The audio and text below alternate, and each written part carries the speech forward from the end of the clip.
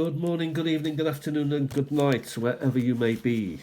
Stamp collecting is fun, and I've come across some more Australian stuff.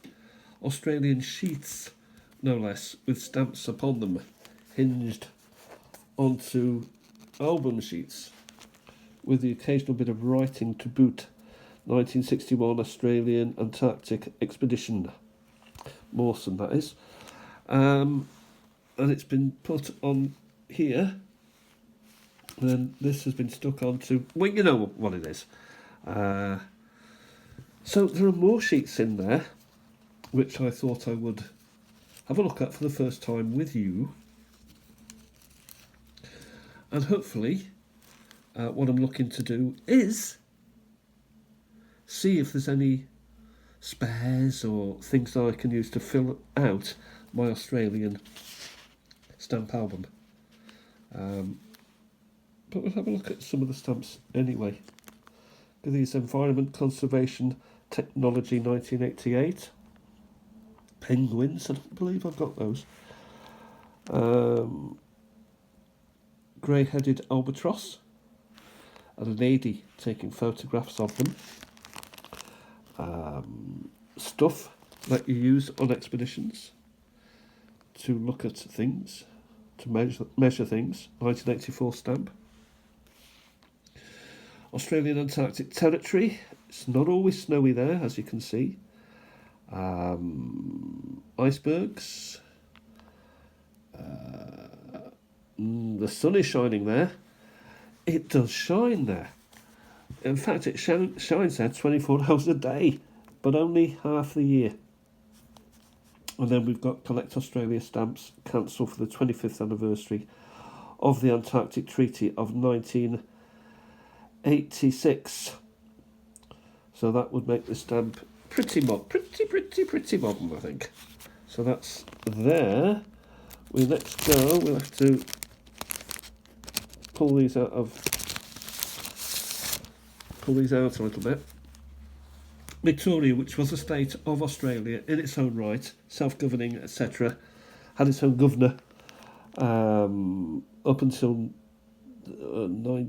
whatever it was, when Australia became a Commonwealth Federation. I don't know what it became. It became a federation. And again, we've got some work being gone on with these stamps. An 1873 Victoria stamp, cancelled in Victoria, of Queen Victoria, 1 penny green. 1880, 2 penny lilac. 1884, another one. Very nice blue there. 6 pence, so higher value. Higher. 1 penny, 1890. A 1 penny red there. 2pence halfpenny. So you've got the stars coming up here, and the blue version, which is 2pence halfpenny, and this one is 2pence halfpenny. So both colours were, you could choose which colour you wanted. This looks like to be a halfpenny, and it is similar to the British Victoria halfpenny stamp. And the Queen Victoria 1901, which would have been her last year on the throne. That's a nice Victorian Victoria stamps. Western Australia, here we've got Swanee Boy, a nice swan. That's quite nice, isn't it? A nice early swan. Oh. I don't want to use my fingers because no, I don't want to use my fingers, but there's a swan. Okay, the cancel's a bit messy. A 1 halfpenny, 1885.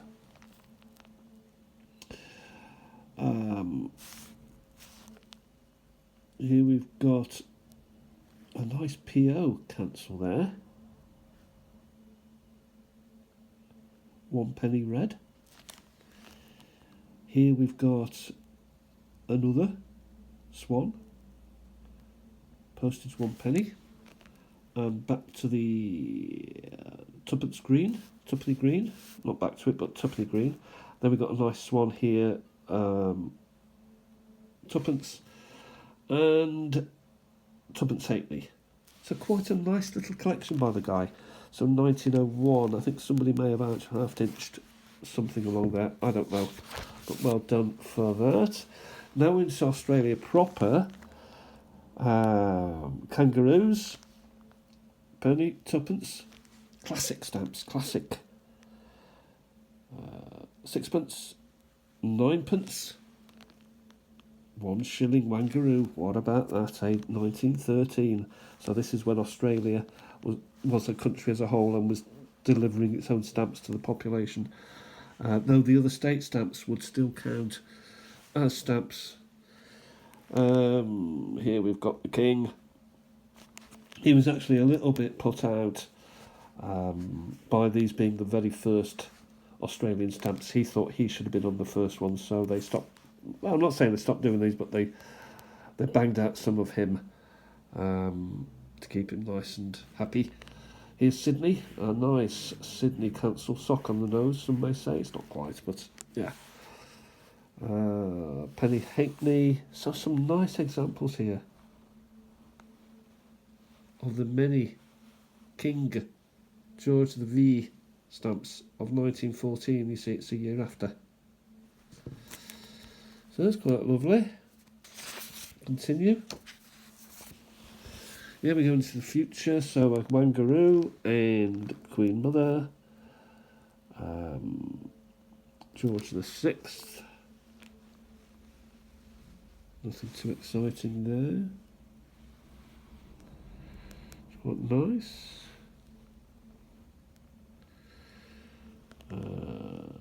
Newcastle. So that would be possibly Lord Newcastle, who may have been the governor of in that certain region. I'm not sure. 1797 to 1947. So commemorating him, the Queen Mother. King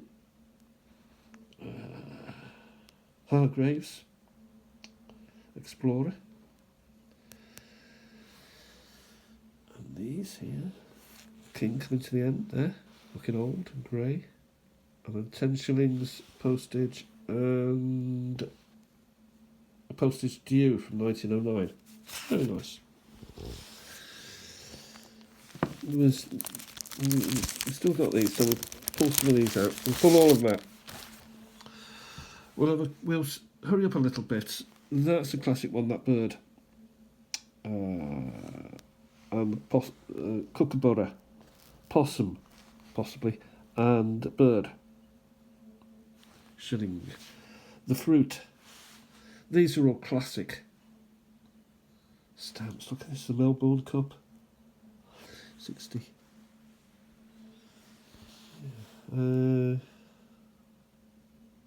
Lawrence Hargrave. We will continue forward. See if there's anything exciting. Oh, what have we got here? Stewart Crossing of Australia, 1962 stamp.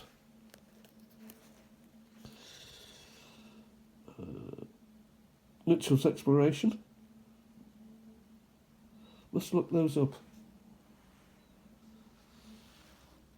Possum. Unused, it says. Look quite lovely. I don't intend taking any of these stamps off these pages. Here we got some famous Australians. Edmund Barton, Alfred Deakin, G.H. Reid. They look political to me. Edmund Block there. And Alfred Block. And don't know.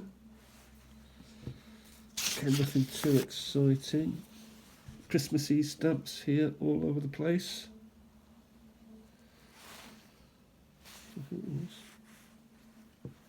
Christmas. Art.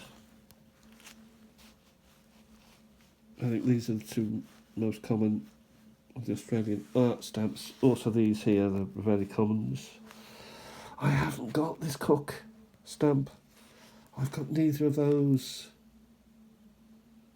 1970, I do not have those. Joseph Cook. Birds. Frogs. Yeah, I don't have those birds. I don't have that Cook one. Tempted now. Cricket.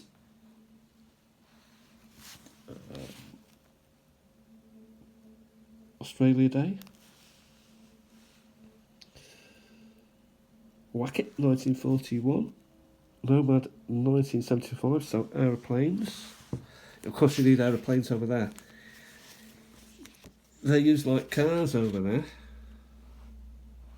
Because it's a big, old place. It's lovely. The Queen. Smiling, beguiling. Fishing, they love to fish. But you've got to be careful of the crocs. You can't shoot them anymore, so they're getting a bit brave. And they'll swallow you. Seacraft. So when you're fishing over there, you make sure there's no crocs around. If you're on your own there, that might be the reason. That's very common. Aussie Pecs, I should say.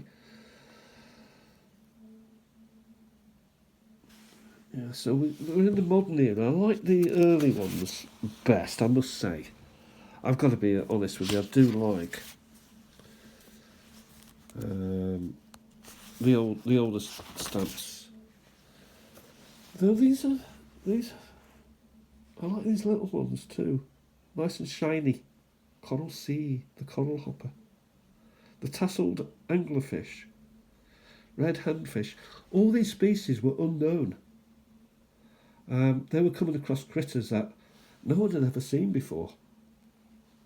And they all needed naming. Pineapple fish, it looks like a pineapple, doesn't it? That's got to be some sort of salmon. It's Choate's wrasse. Leafy sea dragon. Crab-eyed goby. Wow. Some great names there. Stonefish, because it looks like a stone. And blue-lined surgeonfish. Wow. I do have that. Christmas. So into some old New Zealand. I'm glad about that. Right. Let's have a look. 1882 version. Oh, look at that Queen Victoria. I've got that stamp. Canterbury Council, possibly. Arrow. New Zealand 1907. 1898. Look at those.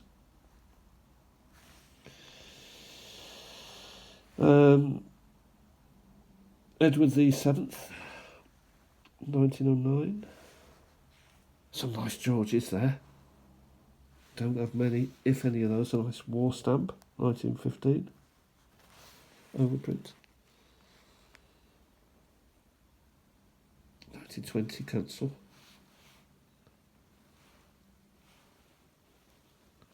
So that's lovely. I love that.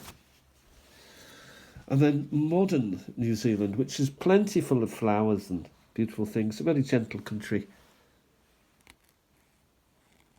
The Queen there on horseback. Butterflies. I always feel New Zealand is slightly more like Britain. Green and pleasant. Whereas Aussie can be a bit... It's a bit of everything. It's everything there. The blue hills and the sand, the deserts, the tornadoes, the weather that they get. Correct me if I'm wrong. I've never been to either or any of those places, and probably at my age, never will. Love those Christmas stamps. Okay. Commonwealth Games. More New Zealand. This is a wonderful little find that I found in the bottom of a box. It's a pretty common one there, of the map. People do like maps though. More.